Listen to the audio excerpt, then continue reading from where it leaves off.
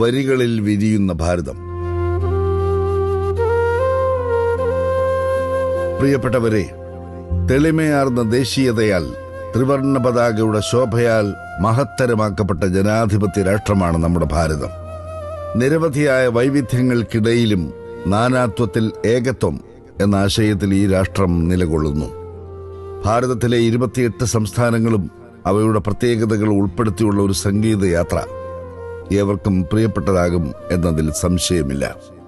വരികളിൽ വിരിയുന്ന ഭാരതം എന്ന് പേരിട്ടിരിക്കുന്ന ഈ ഗാനത്തിന്റെ രചനയും സംഗീതവും നിർവഹിച്ചിരിക്കുന്നത് പത്തനംതിട്ട ജില്ലയിലെ Konni Republican vocational higher secondary സ്കൂളിലെ ഹൈസ്കൂൾ വിഭാഗം സോഷ്യൽ സയൻസ് അധ്യാപകനായ ശ്രീ പ്രമോദ് കുമാറാണ്. വിദ്യാർത്ഥികൾക്കും അധ്യാപകർക്കും രക്ഷിതാക്കൾക്കും അറിവിനെ സ്നേഹിക്കുകയും പിന്തുടരുകയും ചെയ്യുന്ന ഏവർക്കുമായി ഈ ഗാനം സമർപ്പിക്കുന്നു.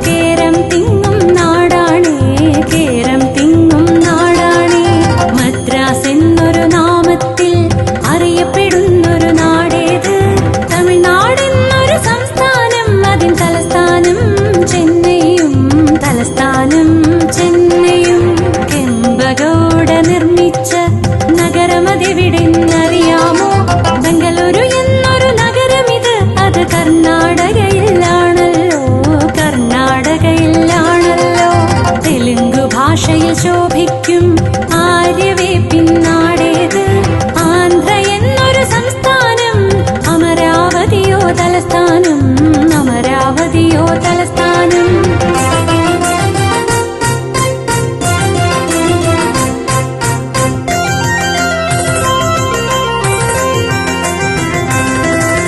വാസ്കോഡ ഗാമ നാമത്തിൽ നഗരമുള്ളൊരു നാടേത്, ഗോവ എന്നൊരു സംസ്ഥാനം, അതിൻ തലസ്ഥാനം പനാജിയും, തലസ്ഥാനം പനാജിയും.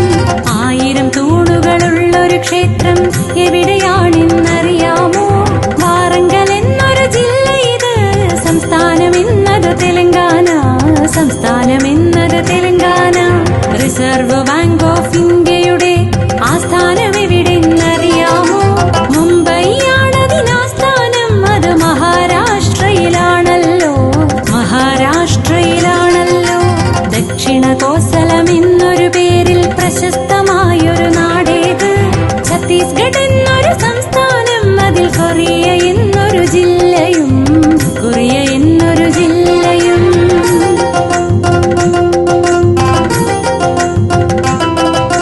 കൊണാർക്കിലുണ്ടൊരു സൂര്യക്ഷേത്രം, ഒഡിയയാണീ നാട്ടിൽ ഭാഷ.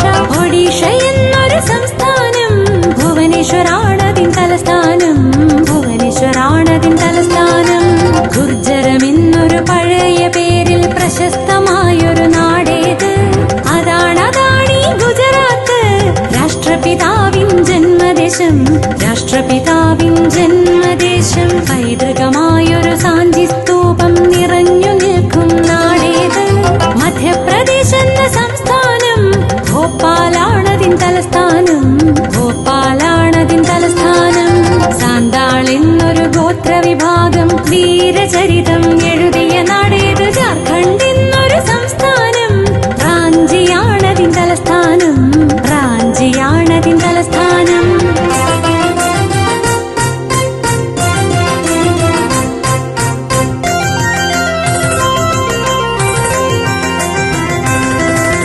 വംഗദേശം എന്നൊരു പേരിൽ അറിയപ്പെട്ടൊരു നാടേത്, കണ്ടൽക്കാടിൻ നാടല്ലോ ഇത്, പശ്ചിമ ബംഗാൾ സംസ്ഥാനം, പശ്ചിമ ബംഗാൾ സംസ്ഥാനം. ചിരാവ് എന്നൊരു നൃത്തരൂപം ധന്യമായ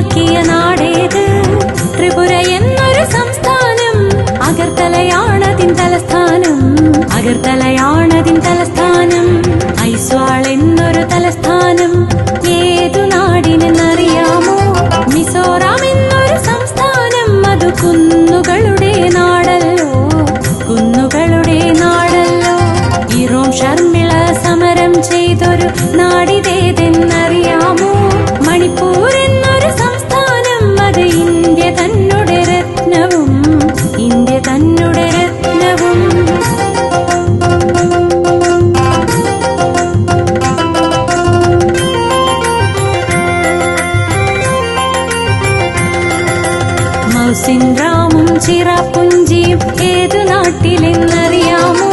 മേഘാലയ എന്നൊരു സംസ്ഥാനം, അത് മേഘം തീർത്തൊരു നാടല്ലോ, മേഘം തീർത്തൊരു നാടല്ലോ. Kaziranga national park എവിടെയാണെന്നറിയാമോ?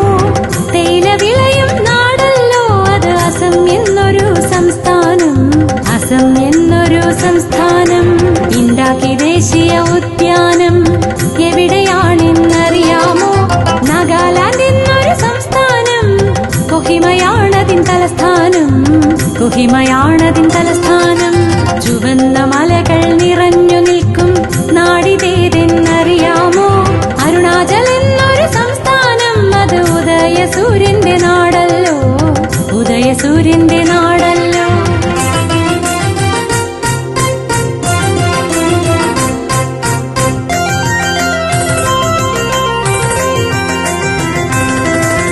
കാഞ്ചൻജംഗ കൊടുമുടിയാൽ പ്രൗഢമായൊരു നാടേത്?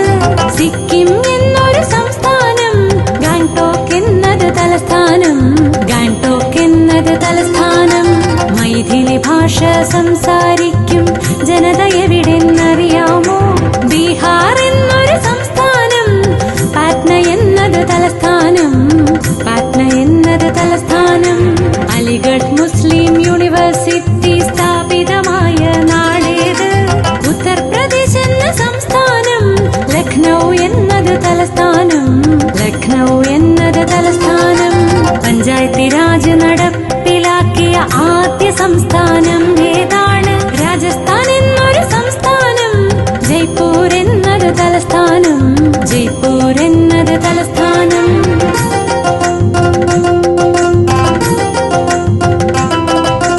ദേവഭൂമി എന്ന പേരിൽ അറിയപ്പെടുന്നൊരു നാടേത്? ഉത്തരാഖണ്ഡ് എന്നൊരു സംസ്ഥാനം, ഡെറാഡൂൺ എന്നത് തലസ്ഥാനം, ഡെറാഡൂൺ എന്നത് തലസ്ഥാനം. സുവർണ ക്ഷേത്രവും സോളാർ സിറ്റിയും എവിടെയാണെന്നറിയാമോ? പഞ്ചാബ് എന്നൊരു സംസ്ഥാനം, ചണ്ഡീഗഡ് എന്നത് തലസ്ഥാനം, ചണ്ഡീഗഡ് എന്നത് തലസ്ഥാനം. ഇന്ത്യയിൽ ആദ്യം മൊബൈൽ കോടതി നിലവിൽ വന്നൊരു നാടേത്?